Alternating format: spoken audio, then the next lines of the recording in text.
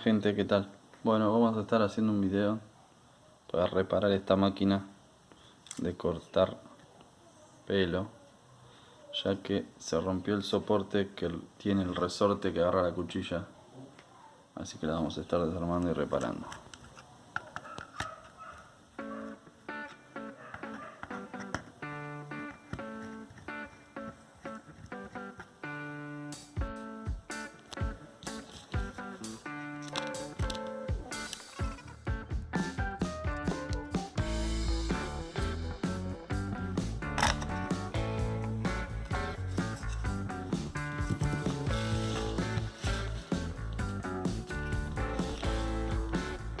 Como verán, está roto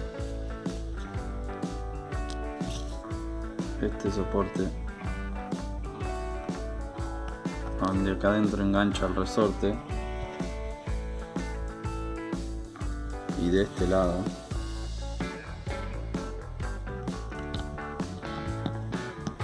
ahí iría lo mismo que del otro lado, así que esa pieza está rota, hay que sacarla.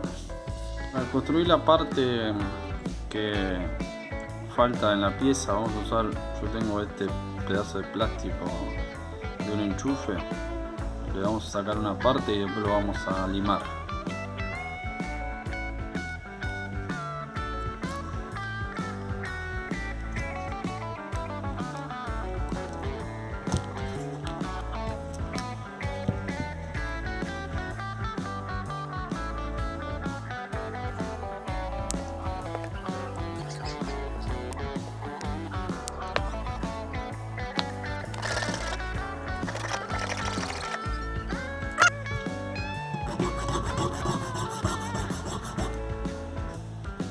Y limando le fuimos dando la forma. Ahora lo vamos a pegar con un famoso,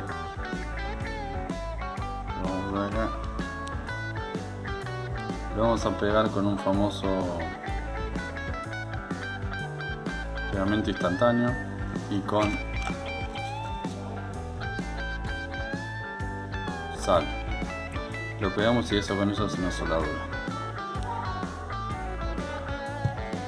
Se reconstruyó la pieza de este costado, se reconstruyó esta pieza,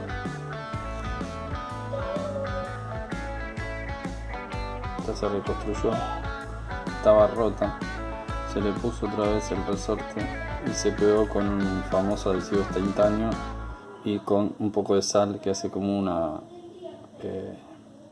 soldadura.